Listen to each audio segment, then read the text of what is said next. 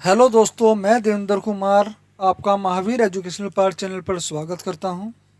दोस्तों, आज हम पर्यावरण अध्ययन का प्रीवियस पेपर हल करेंगे और पर्यावरण अध्ययन के बारे में एनसीईआरटी से संबंधित जो तथ्य हैं उनको जो है बारीकी से भी समझेंगे। चलिए दोस्तों, शुरू करते हैं अपनी क्लास। हमारा पहला क्वेश्चन है, कक्षा 5 में पाठ किसके जंगल पर चर्चा करने के लिए एक अध्यापिका ने सूर्यमणि के सच्चे किस्से को सुनाया, जिसमें उसने एक केंद्र तोरांग की स्थापना की थी, जो कि देखता था जमीन और जीविका की समस्याएं, भूख की समस्याएं, वनों की समस्याएं या कुडुक संस्कृति की समस्याएं। दोस्तों, तोरांग तोरांग पता क्या होता है? तोरांग जो होता है, कुडुक भाषा में तोरांग को जंगल और जंगल को तोरांग कहते हैं। कुडुक भाषा में जंगल को तोरांग कहते हैं, ठीक है ना। तो सूर्यमणि ने एक तोरांग केंद्र की स्थापना की थी, जो कुडुक संस्कृतियों की समस्याओं को देखती थी, ठीक है। यह कुडुक लोगों के संगीत, उनकी संस्कृति को बढ़ावा देने का एक माध्यम था। तो यहाँ हमारा ऑप्शन नंबर डी जो होगा वो राइट आंसर होगा, यानी ऑप्शन नंबर 4 केवल डी। क्वेश्चन नंबर 2, निम्नलिखित में से किसके सहयोग भावना से कार्य करने का अभिप्राय सीखा जा सकता है? परिवार, खेल और परिवार, परिवार समाज खेल, प्रतियोगिताएं आयोजित करना। दोस्तों, यहाँ हमारा ऑप्शन नंबर 3 राइट आंसर होगा, परिवार समाज और खेल, ठीक है ना। क्योंकि सहयोग भावना से कार्य करने का अभिप्राय कहाँ से सीखा जा सकता है, सहयोग भावना कहाँ से उत्पन्न हो सकती है बच्चे में? तो परिवार से, समाज से और खेल से। लेकिन सबसे ज़्यादा सहयोग की भावना जो बच्चे में जागृत होती है वो कहाँ से होती है? खेल से होती है। और दोस्तों, परिवार, ध्यान रखना, परिवार जो है प्राथमिक संस्था है, प्राथमिक संस्था, प्राथमिक संस्था है समाजीकरण की। समाजीकरण की प्राथमिक संस्था कौन सी है? परिवार, या परिवार और आस पड़ोस। लेकिन सबसे, अगर आस पड़ोस भी ना हो परिवार के साथ, तो सबसे पहला ऑप्शन हमारा परिवार ही होगा। अगर परिवार के साथ आस पड़ोस भी है तो परिवार और आस पड़ोस दोनों होंगे। और द्वितीय संस्था कौन सी है? द्वितीय संस्था है विद्यालय। समाजीकरण की प्राथमिक संस्था परिवार है और द्वितीय संस्था विद्यालय है। क्वेश्चन नंबर 3, निम्नलिखित में से कौन सा सामाजिक कीट नहीं है? सामाजिक कीट, चींटियां, दीमक, भृंग, मधुमक्खी। तो दोस्तों, कौन सा जो होगा सामाजिक कीट नहीं होगा? दोस्तों, एक ही प्रजाति के कीट हमारे अन्य समुदायों के कीटों के साथ एक ही स्थान पर रहते हैं, जैसे दीमक, चींटियां, मधुमक्खी, ये तीनों एक ही साथ रह सकते हैं, ठीक है, इसलिए सामाजिक कीट हैं। लेकिन भृंग एक सामाजिक कीट नहीं है। यहाँ हमारा ऑप्शन नंबर 3 राइट आंसर होगा। क्वेश्चन नंबर 4, वलसाड शहर हैदराबाद शहर तेलंगाना राज्य के सापेक्ष किस दिशा में स्थित है? दोस्तों, वलसाड, वलसाड जो है गुजरात में है, ध्यान रखना।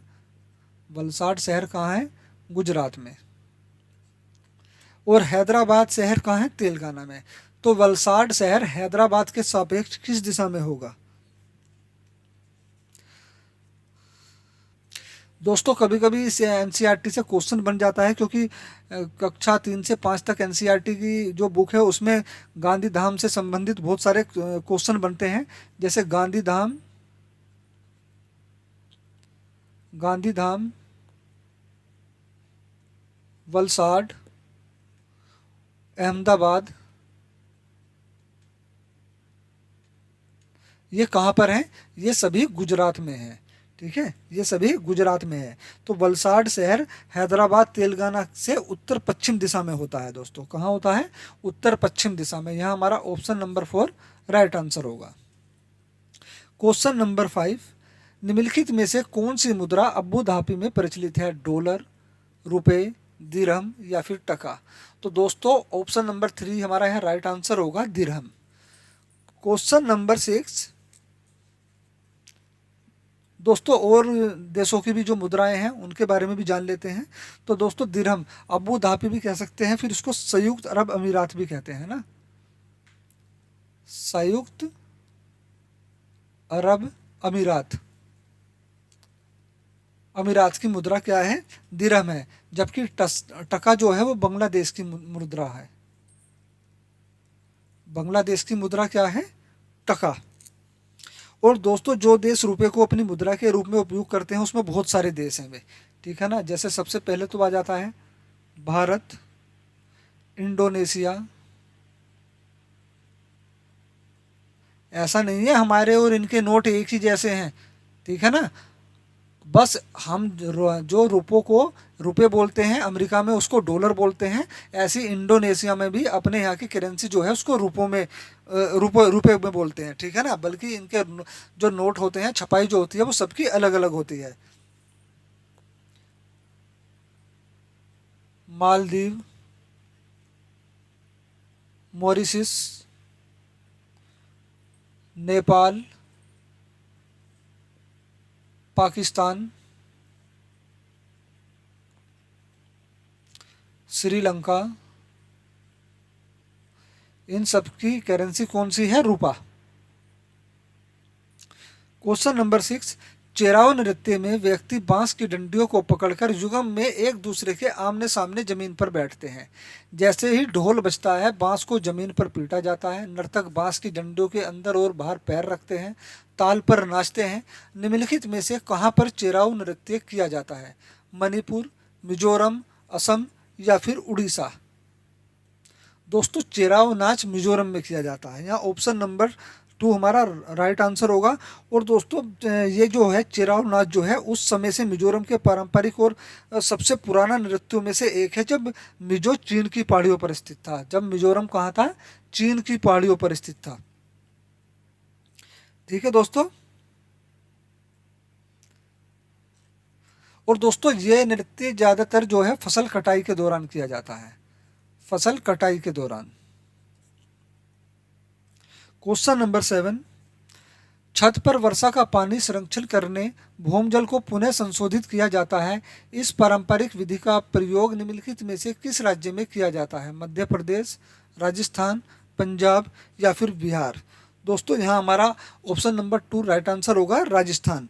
क्योंकि राजस्थान जो है अर्ध शुष्क क्षेत्र है, जहाँ पर पानी पीने के लिए जो है ज़्यादा भंडार की जरूरत नहीं होती है, या पानी पीने के जो भंडार हैं वे ज़्यादा नहीं है। जरूरत तो खैर पानी की होती है लेकिन पानी के भंडार ज़्यादा नहीं है।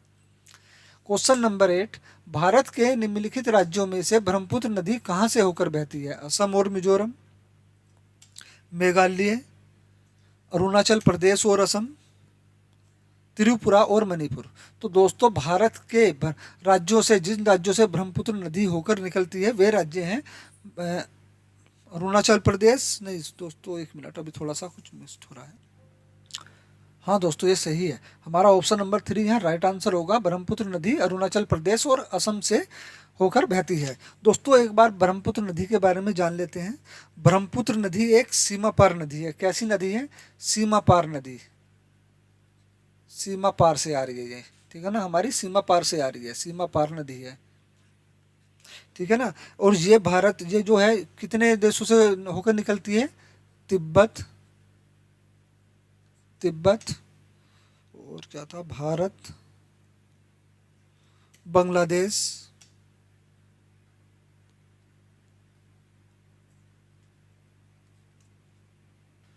इन 3 देशों में ये नदी बहती है दोस्तों। और ब्रह्मपुत्र नदी को जो है यारलुंग सांगपो के नाम से जानते हैं ना, यारलुंग, यारलुंग सांगपो, यारलुंग सांगपो भी कहते हैं किसको? ब्रह्मपुत्र नदी को। क्वेश्चन नंबर 9, भावी पीढ़ी के समाजीकरण में परिवार की महत्वपूर्ण भूमिका होती है। इस परिस्थिति में परिवार माध्यम है प्राथमिक समाजीकरण का, द्वितीय समाजीकरण का, प्राथमिक और द्वितीय समाजीकरण का, या फिर तृतीय समाजीकरण का। दोस्तों मैंने अभी बताया था, पिछले सबसे पहले क्वेश्चन में ही बताया था, परिवार जो है सबसे पहली प्राथमिक संस्था है, पहली एजेंसी है समाजीकरण की, ठीक है। हमारा यहाँ ऑप्शन नंबर 1 राइट आंसर हो जाएगा। जबकि द्वितीय एजेंसी कौन सी है समाजीकरण की? विद्यालय।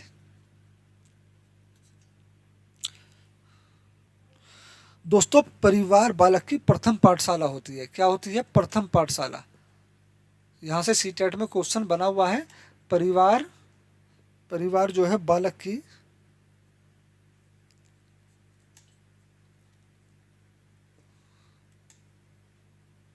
प्रथम पाठशाला है।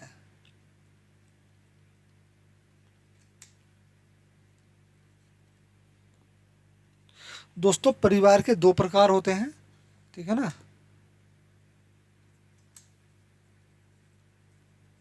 परिवार के दो प्रकार हैं।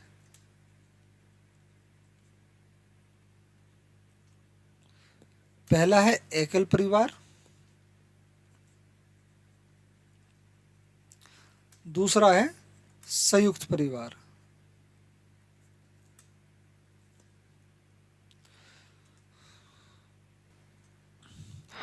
क्वेश्चन नंबर 10, वातावरण को बचाने की आवश्यकता के लिए हुई कई आंदोलन का समर्थन मिला। जो वातावरण को बचाने के लिए बहुत सारे आंदोलन हुए, ठीक है ना। वातावरण को बचाने की जो आंदोलन हुए बहुत सारे हुए, जिनमें से एक आंदोलन था हमारा चिपको आंदोलन। तो इसमें किसने निर्णायक भूमिका निभाई दोस्तों? क्वेश्चन को एक बार फिर रिपीट कर लेते हैं। वातावरण को बचाने की आवश्यकता के लिए हुए कई आंदोलनों को समर्थन मिला।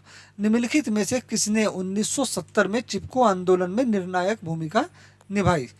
ठीक है दोस्तों, निर्णायक भूमिका किसने निभाई?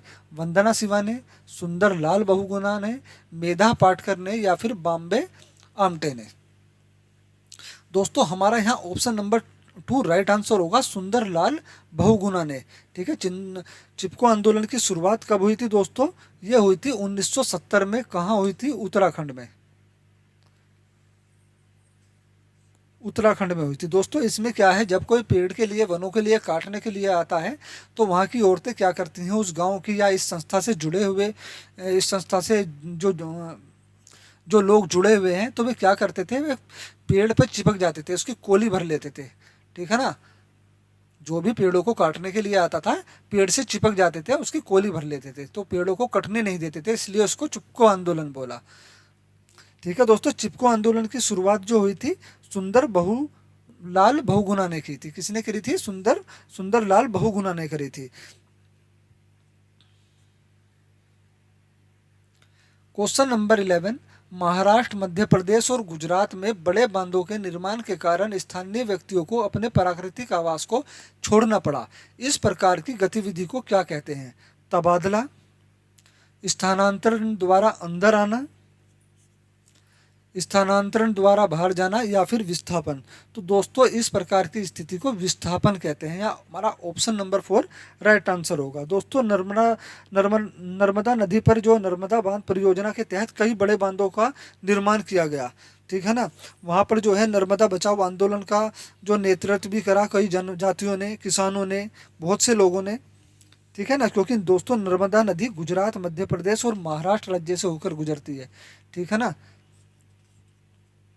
ध्यान रखना, इन तीनों राज्यों से, महाराष्ट्र, मध्य प्रदेश और गुजरात, ठीक है ना, इन तीनों से होकर कौन सी नदी गुजरती है?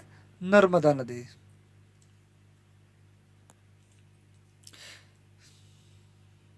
इसी कारण से इस नदी के समीप होने वाले या नदी के पास रहने वाले मूल निवासियों का विस्थापन हो गया। क्वेश्चन नंबर 12, हमें पके हुए भोजन को खुला या बिना फ्रिज में रखे लंबी अवधि के लिए नहीं छोड़ना चाहिए। निम्नलिखित में से कौन सा कारक पके हुए भोजन को बेकार करने के लिए जिम्मेदार है? कीट, विषाणु, फफूंद, या फिर जीवाणु? दोस्तों यहाँ हमारा ऑप्शन नंबर 2 राइट आंसर होगा, विषाणु। ठीक है दोस्तों, विषाणु खाद्य पदार्थ या भौतिक, रासायनिक और जैविक क्रिया के अनुरूप ही संग्रहित होते हैं। ठीक है ना। क्वेश्चन नंबर 13, प्रत्येक भोज्य पदार्थ के पैकेट पर उसे पैक करने की तिथि दी जाती है, क्योंकि प्रत्येक भोज्य पदार्थ की अपनी स्वयं की आयु होती है। बिल्कुल होती है। भोज्य पदार्थ के प्रक्रमण और पैकिंग की अवधि में कई परिरक्षकों का उपयोग किया जाता है। बिल्कुल किया जाता है। कुछ निश्चित समय के पश्चात इसमें रोगाणु उत्पन्न हो सकते हैं जो उसको खराब कर देंगे, बिल्कुल खराब कर देंगे। हमें उन भोज्य पदार्थों का उपयोग नहीं करना चाहिए जिन पर लिखा हुआ समय समाप्त हो चुका है। ये भी हमारा राइट है, तो हमारे चारों ही ऑप्शन जो है राइट है, ए B C D.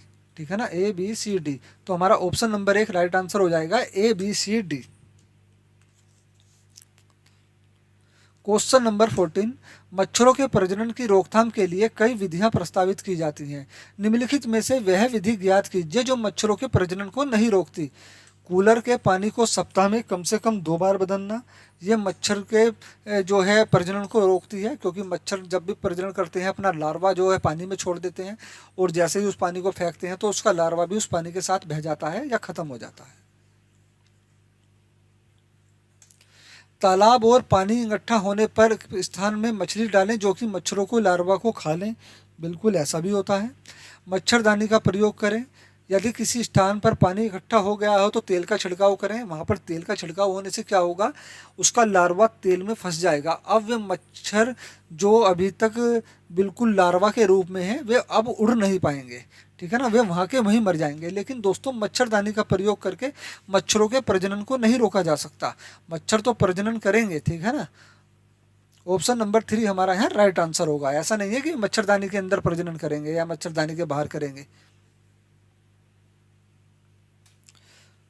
Question number 15, दस्त के रोगियों को चिकित्सक परामर्श देते हैं वह अधिक मात्रा में उबालकर ठंडा किया हुआ पानी पिएं जिसमें चुटकी भर नमक व थोड़ी सी चीनी मिली हो, वह पिएं। केवल चीनी वाला पानी आंत नहीं सोख सकता है, ऐसा नहीं है। चीनी और पानी वाला सम्मिश्रण सरलता से सोखा जा सकता है, बिल्कुल। उबालने पर पानी जीवाणु रहित हो जाते हैं, ये भी सही है। तो हमारा बी और सी सही होगा। ऑप्शन नंबर 4 हमारा राइट आंसर होगा, बी और सी।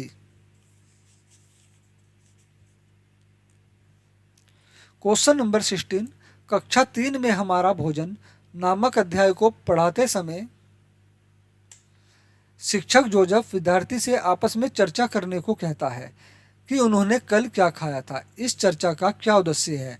अपने साथियों से साझा करना कि उन्होंने क्या खाया था, भोजन की विविधता के पहलुओं को साझा करना, संतुलित आहार क्या है इसकी चर्चा करना, साझा करना कि क्या खाना सामान्य है। तो दोस्तों हमारा यहाँ ऑप्शन नंबर 2 राइट आंसर हो जाएगा। इस चर्चा का उद्देश्य है भोजन की विविधता, भोजन के अलग अलग पहलुओं को साझा करना, समझना। क्वेश्चन नंबर 17, कक्षा 4 का 5वां अध्याय अनीता एवं मधुमक्खियां में अनीता खुशबा नाम की एक लड़की की सच्ची कहानी है जिसमें उसका वर्णन एक बालिका सितारे के रूप में उजागर किया गया है। इस प्रकार की पहल का सर्वाधिक उपयुक्त उद्देश्य क्या है? दोस्तों अनीता जो है एक बिहार की रहने वाली महिला है, अनीता खुशबा। इन्होंने बिहार में मधुमक्खी पालन जो है शुरुआत की थी। दर्शाना कि लड़कियां कैसे खुश होती हैं एवं उनको प्रोत्साहित करने पर अत्यधिक बल देना। यह दर्शन की नारी शक्ति व बालिका शक्ति किस प्रकार गतिशील है तथा समानता एवं सशक्तिकरण को प्रदर्शित करना। दर्शाना कि किस प्रकार लड़कियां अनभिज्ञ होती हैं। दोस्तों ये तो बिल्कुल गलत है। दर्शाना कि किस प्रकार लड़कियां परिवार एवं समाज पर बोझ होती हैं, ये भी नहीं। तो हमारा ऑप्शन नंबर 2 यहाँ राइट आंसर होगा। यह दर्शाना कि नारी शक्ति व बालिका शक्ति किस प्रकार गतिशील है, किस प्रकार सक्रिय है और गतिशील तरक्की करती है, ठीक है ना, तथा समानता एवं सशक्तिकरण को प्रदर्शित करती है। क्वेश्चन नंबर 18, कक्षा 4 के अध्याय दुनिया मेरे घर में नामक कहानी अक्षय के बारे में है जो बताता है कि कैसे उसकी दादी उसे अनिल के घर कुछ भी खाने या पीने के लिए मना करती है। इस कहानी से बच्चों को कौन सी महत्वपूर्ण शिक्षा मिलती है? हमारा समाज में समानता और सामंजस्य का अस्तित्व, जाति भेदभाव एवं अस्पृश्यता का अस्तित्व, सांप्रदायिकता का अस्तित्व, धार्मिक भेदभाव का अस्तित्व। तो दोस्तों यहाँ कक्षा 4 के अध्याय में दुनिया मेरे घर में नामक कहानी में अक्षय के बारे में है और किसके बारे में है? अनिल के बारे में। तो यहाँ दोनों एक ही संप्रदाय के व्यक्ति हैं, तो धार्मिक भेदभाव या सांप्रदायिक भेदभाव तो पहले ही कट जाएगा। हमारे समाज में समानता और सामंजस्य का अस्तित्व को बता रही है, ये नहीं। दोस्तों ये जाति भेदभाव और अस्पृश्यता का अस्तित्व की कहानी को उजागर कर रही है। यहाँ हमारा ऑप्शन नंबर 2 राइट आंसर होगा।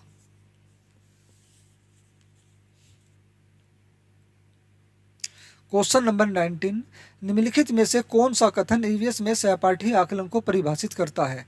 यह शिक्षा एवं ज्ञानवर्धन पर विद्यार्थियों के स्वयं के आकलन पर केंद्रित करता है। यह विद्यार्थियों के लिए कार्य करते समय उस पर केंद्रित होता है, विद्यार्थियों पर केंद्रित होता है जब वह दूसरे विद्यार्थियों का आकलन जोड़ों या समूह में कर रहे हों। विद्यार्थियों के समूह में शिक्षा एवं प्रगति पर केंद्रित होता है। तो दोस्तों हमारा ऑप्शन नंबर 3 है राइट आंसर होगा, विद्यार्थियों पर केंद्रित होता है जब वह दूसरे विद्यार्थियों का आकलन जोड़ों या समूह में कर रहे हों। क्वेश्चन नंबर 20, कक्षा 3 के अध्याय हम चीज कैसे बनाते हैं में दीपावली की कहानी किस पर केंद्रित है?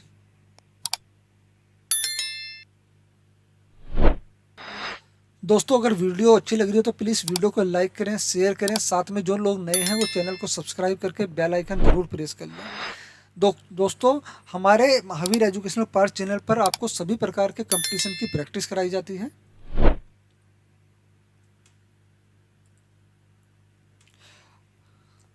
तो दोस्तों हमारा जो ऑप्शन नंबर कौन सा राइट आंसर होगा इसमें से, हमारा होगा ऑप्शन नंबर 3। ठीक है, कक्षा 3 के अध्याय हम चीज कैसे बनाते हैं में दीपावली की कहानी किस पर केंद्रित है? घरेलू कामकाज में लिंग संबंधी भेदभाव की अवधारणा पर केंद्रित है। क्वेश्चन नंबर 21, मौखिक इतिहास समाज में विशिष्ट समूह के अनुभवों का समन्वय करने का महत्वपूर्ण साधन है। इस संदर्भ में इंगित कीजिए कि कौन सा कथन इसके उपयोग को सबसे अच्छी तरह दर्शाता है। शिक्षक छात्रों को भारत की स्वतंत्रता से संबंधित ऐतिहासिक तथ्यों को मौखिक रूप से याद करने के लिए कहते हैं। शिक्षक छात्रों से भारत के इतिहास का मौखिक प्रस्तुतिकरण करने को कहते हैं। शिक्षक अपने छात्रों से उनके दादा दादी और नाना नानी के स्वतंत्रता संग्राम के अनुभवों को एकत्रित करने के लिए कहते हैं। तो दोस्तों यही जो कथन है सबसे अच्छी तरह से उपरोक्त कथन को दर्शा सकता है। हमारा ऑप्शन नंबर 3 ही यहाँ राइट आंसर होगा। चौथा भी देख लेते हैं, शिक्षक छात्रों से प्रसिद्ध स्वतंत्रता सेनानियों के नाम की सूची मौखिक रूप से, नहीं दोस्तों ये नहीं होगा। क्वेश्चन नंबर 22, स्थान विशेष को समझने के लिए बच्चों को मानचित्र बनाने की कला का ज्ञान आवश्यक है। प्रस्तुत वाक्य में से कौन सा मानचित्र के बारे में सही है? मानचित्र सदैव यह मानकर बनाया जाता है कि व्यक्ति किसी स्थान को जमीन से देख रहा है। नहीं दोस्तों ऐसा नहीं है। वस्तुओं, दीवारों, सड़कों आदि के लिए हम चिन्हों का प्रयोग करते हैं। हम वास्तविक दूरियां नापकर उन्हीं को दर्शाते हैं। मानचित्र में उत्तर दिशा सदैव ऊपर के हाशिए पर होती है, ऐसा जरूरी नहीं है दोस्तों। मैप स्किल छात्रों को जो है मानचित्रीय स्थानों से संबंधित घटनाओं को समझने और उनका विश्लेषण करने का माध्यम है। दुनिया के नक्शे का ग्लोब में देखा जा सकता है। ठीक है, तो यहाँ हमारा जो होगा ऑप्शन नंबर 2 राइट आंसर होगा, क्योंकि बी और सी हमारे सॉरी दोस्तों हमारा जो होगा हम वास्तविक दूरियां नापकर उन्हीं को दर्शाते हैं, ये गलत हो जाएगा, है ना। जबकि उत्तर की दिशा सदैव जो है ऊपर होती है। उत्तर की दिशा नक्शे में सदैव या मानचित्र में हमेशा ऊपर होती है, तो ये सही होगा। ठीक है ना, बी और डी हमारा ऑप्शन नंबर 2 राइट आंसर होगा, बी और डी। वस्तुओं, दीवारों, सड़कों आदि के लिए हम चिन्हों का प्रयोग करते हैं। मानचित्र में उत्तर दिशा सदैव ऊपर, सबसे ऊपर के हाशिए पर होती है, ये भी हमारा राइट होगा। क्वेश्चन नंबर 23, निम्नलिखित में से कौन सा साधन जल के अभाव एवं इसका किसी क्षेत्र पर पड़ने वाले प्रभाव की चर्चा का सर्वोत्तम माध्यम है? पाठ्य पुस्तकें, श्रव्य साधन, विश्वकोश, समाचार पत्र की रिपोर्ट्स। दोस्तों लंबी समय के लिए पानी की कमी को पानी की कमी कहा जाता है। जब कहीं किसी क्षेत्र में लंबे समय के लिए पानी की कमी हो जाती है तो वहाँ पर उसको पानी की कमी कहा जाता है। बढ़ती जनसंख्या के लिए अति दोहन और सामाजिक समूह के बीच पानी का जो है दुरुपयोग के लिए कह सकते हैं ना, क्योंकि आजकल जो है समरसेबिल लगे हुए हैं और बहुत ज़्यादा पानी जो है इन्वेस्ट होता है, बहुत ज़्यादा बेकार होता है। तो असमान वितरण पानी की कमी के मुख्य कारण है। पानी की कमी और किसी भी कारण इसके संपर्क के मुद्दे पर चर्चा करने के लिए समाचार पत्र रिपोर्ट सबसे अच्छा संसाधन होता है दोस्तों। हमारा ऑप्शन नंबर 4 राइट आंसर होगा, समाचार पत्र की रिपोर्ट्स। क्वेश्चन नंबर 24, विद्यार्थियों के ईवीएस सीखने के संदर्भ में निम्न में से कौन सा कथन सही है? विद्यार्थी रिक्त पात्र अथवा कोरे कागज की भांति होते हैं जिनको जानकारी व ज्ञान से भरना होता है, जो कि एक विद्यालय ही दे सकता है। नहीं दोस्तों, बच्चे ज्ञान को अपने घर परिवार से भी लेकर विद्यालय में आते हैं। सभी विद्यार्थी एक समान होते हैं दोस्तों, तथा सीखते समय उनकी प्रतिक्रिया एक जैसी होगी। ये बिल्कुल गलत होगा दोस्तों। कभी भी दो विद्यार्थी एक समान नहीं हो सकते और ना ही उनकी प्रतिक्रिया एक जैसी होगी। अगर ऐसा है तो वह व्यक्तिक भिन्नता का हनन हो रहा है, वो ऑप्शन हमेशा गलत होगा। विद्यार्थी रैखिक रूप में सीखते हैं, अतः नया ज्ञान पिछले तथ्यों व जानकारी से ही प्राप्त होता है। विद्यार्थियों के सीखने का तरीका पेचीदा होता है। प्रत्येक बच्चा अद्वितीय होता है, वह परिस्थितियों से सीखना व प्रतिक्रिया अपने ढंग से देता है। तो हमारा ऑप्शन नंबर 4 ही यहाँ राइट आंसर हो जाएगा।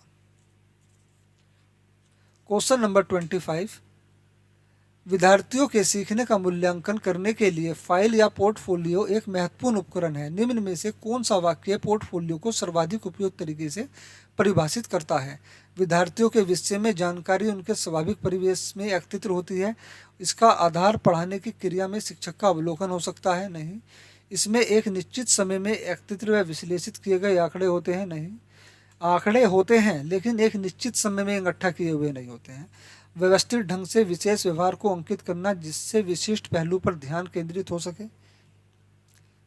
एक निश्चित समय में विद्यार्थियों के कार्यों को एकत्रित करना, अधिकतर दिन प्रतिदिन के कार्य या विद्यार्थियों के सर्वोत्तम कार्यों को चुन लेना। ऑप्शन नंबर 4 हमारा यहाँ राइट आंसर होगा। क्वेश्चन नंबर 26, कक्षा में विरोध की स्थिति अक्सर उजागर होती है जब कोई छात्र किसी सामाजिक सांस्कृतिक विषय पर चर्चा प्रारंभ करता है। तब एक शिक्षक के रूप में आपकी क्या प्रतिक्रिया होगी? आप छात्र से कहेंगे कि ध्यान भंग न करें एवं अध्ययन के विषय पर ध्यान केंद्रित करें। छात्र से कहेंगे कि वह कक्षा के उपरांत आपसे इस विषय पर चर्चा करें। छात्र से कहेंगे कि अपने माता पिता से पूछे कि वह विद्यालय में इस विषय को ना उठाए। नहीं दोस्तों, ऐसा नहीं है। कक्षा में विरोध की स्थिति अक्सर उजागर होती है जब कोई छात्र किसी सामाजिक संस्कृति विषय पर चर्चा करता है, ठीक है ना। तभी ना दूसरी संस्कृति का जो छात्र होगा वो उसका विरोध करेंगे, ठीक है ना। तो इसके लिए एक शिक्षक को क्या करना चाहिए? तो छात्र से कहेंगे अपने अनुभव साझा करें और कक्षा में इस विषय पर संबोधन करें। ऑप्शन नंबर 4 हमारा यहाँ राइट आंसर होगा। क्वेश्चन नंबर 27, एक अध्यापिका की इच्छा है कि उसके छात्रों में वनस्पतियों के बारे में समझ व ज्ञान विकसित हो। इसके लिए उसे निम्न में से क्या करना चाहिए? वह छात्रों से पौधों के नाम कंठस्थ करके कक्षा में बताने को कहे। दोस्तों, कंठस्थ करना, याद करना, रट्टा लगाना हमारा जो होगा नेगेटिव ऑप्शन होगा। छात्रों से कहे कि वह विभिन्न प्रकार के पौधों के बारे में अपने माता पिता से पूछे। नहीं दोस्तों, ये सक्रिय अधिगम नहीं है। बच्चे को ऐसा कार्य कराना है, सक्रिय होकर बच्चा कार्य करे। छात्रों को अपने साथ विद्यालय के बगीचे में चलने को कहे तथा वहां पर सभी पौधों की पहचान करने को कहे। दोस्तों, ये क्वेश्चन ऑप्शन हो सकता है, पर दूसरा भी देख लेते हैं। छात्रों से कहे कि वह स्वयं वीडियो देखकर पौधों की पहचान करे। नहीं दोस्तों, सबसे अच्छा अधिगम कब हो सकता है बच्चे के लिए? जब बच्चा खुद अपने अनुभव के आधार पर सीखे, ठीक है। तो छात्रों को अपने साथ विद्यालय के बगीचे में चलने को कहे और वहां पर सभी पौधों की पहचान करने को कहे। बच्चा वहां पर प्रत्यक्ष रूप से, मूर्त रूप से चीजों को समझेगा। हमारा यहाँ ऑप्शन नंबर 3 राइट आंसर होगा। क्वेश्चन नंबर 28, कक्षा 3 छात्रों को संचार के माध्यम से पढ़ाते समय फराह अपने छात्रों में अन्वेषण को प्रोत्साहित करने के लिए निम्न में से कौन सी नीतियों का उपयोग करेगी? दोस्तों, अन्वेषण का मतलब होता है खोज करना। तो बच्चों को खोजी बनाने के लिए कौन सी नीतियों का उपयोग करेगी? छात्रों से कहेंगे कि वह संचार के माध्यमों के चित्र एकत्रित करे, वह उन्हें वर्गीकृत करेगी। क्या ये सही होगा दोस्तों? हमारा ये सही हो सकता है। संचार के माध्यम पर एक वीडियो दिखाएगी? नहीं, ये नहीं हो सकता।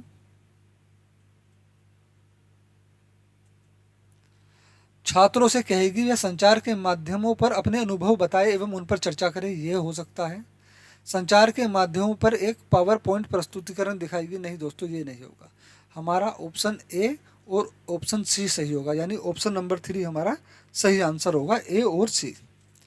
क्वेश्चन नंबर 29, कक्षा 3 के अध्याय ऊंची उड़ान में पक्षियों के विषय पर चर्चा करते हुए शिक्षक टीना छात्रों से कहती है कि वह अपने आसपास पक्षियों में उनकी विशेषताओं का अवलोकन करे। इस क्रियाकलाप का लक्ष्य है छात्रों में पक्षियों से संबंधित जानकारी का आधार विकसित करना, छात्रों में पक्षियों के बारे में ज्ञान का आधार विकसित करना, छात्रों में पक्षियों के प्रति रुचि विकसित करना, छात्रों में पक्षियों के बारे में वैज्ञानिक समझ विकसित करना।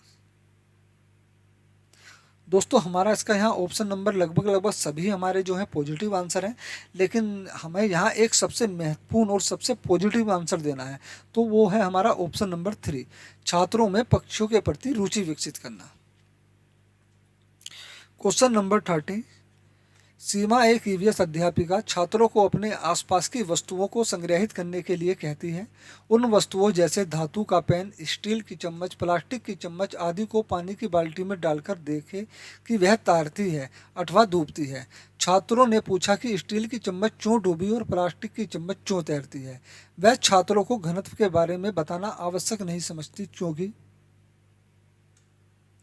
वे घनत्व का प्रत्यय याद नहीं कर पाएंगे, ऐसा नहीं है। वे घनत्व की वैकल्पिक अवधारणाएं बना लेंगे, ये हो सकता है। वे घनत्व उच्च कक्षा में पढ़ेंगे, नहीं दोस्तों ऐसा नहीं है। वे घनत्व को समझने के लिए उससे संबंधित क्रियाकलाप नहीं करेंगे, नहीं दोस्तों। हमारा ऑप्शन नंबर 2 ही यहाँ राइट आंसर होगा। ठीक है, हमारा ऑप्शन नंबर 2 राइट आंसर होगा। वे घनत्व की वैकल्पिक अवधारणा बना लेंगे। दोस्तों हमारा ये पर्यावरण का प्रीवियस पेपर यहीं पर समाप्त होता है। वीडियो कैसी लगी कमेंट बॉक्स में ज़रूर बताना दोस्तों। वीडियो को लाइक करें, शेयर करें, साथ में जो लोग नए जुड़े हैं वे चैनल को सब्सक्राइब जरूर कर लें। दोस्तों जो लोग किसी भी प्रकार के कंपटीशन की तैयारी कर रहे हैं उसकी प्रैक्टिस के लिए आप हमारे महावीर एजुकेशनल पार्ट चैनल को जरूर सब्सक्राइब करें। धन्यवाद।